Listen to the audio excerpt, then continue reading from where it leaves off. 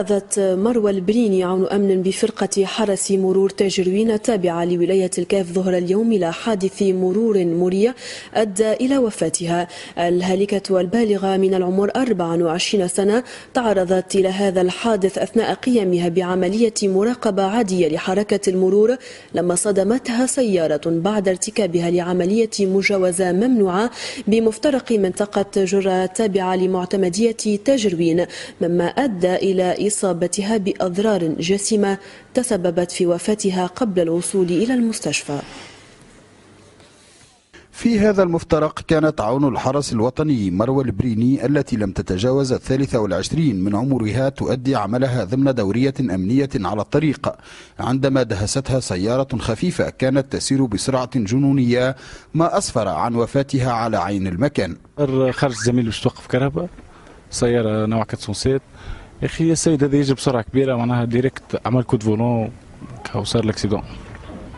هكاك صار الاكسيدون ديريكت تحت بالوقت. الحادث خلف مأساة عائلة أصيلة مدينة تاجروين تعيش ظروفا صعبة للغاية زادها صعوبة فقدان من يعيلها، وذلك أشهرا قليلة بعد وفاة رب الأسرة.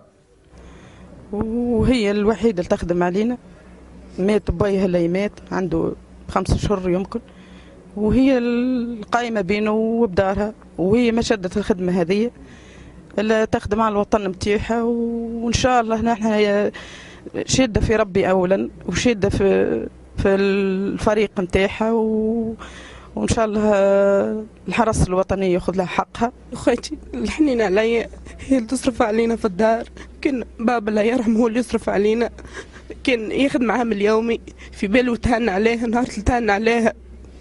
توكل على ربي مشى ربي سبحانه، قالت بابا مشى بقينا هي الراجل في الدار، هي اللي تصرف علينا، هي القايمة في الدار، هي قالت لنا هي الراجل في الدار، هي نورة الدار. تو ما قعد لنا حتى واحد. كما خلف هذا الحادث استياء من الأعوان والإطارات الأمنية التي طالما تذمرت من الاعتداءات التي يتعرض لها العاملون في مختلف الأسلاك الأمنية، متهمين الهياكل المسؤولة باللامبالاة تجاه هذه الظاهرة. زميلتنا مروى البريني هذه اللي توفت من جراء المواطنين تخدم في دورية، إلا أنه ما راعنا إلا أنه تضربها كهرباء تقتلها على البلاصة. بالنسبه للحادث تاع اليوم ان لله وانا اليه راجعون.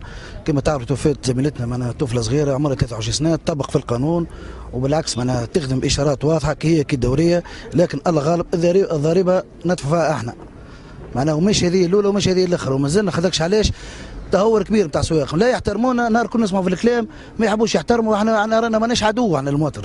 وقد أكدت مصادر أمنية أن سائق هذه السيارة من ذوي السوابق العدلية وتم الإفراج عنه منذ أيام قليلة. رحم الله الفقيدة ورزق أهلها وذويها جميل الصبر والسلوان.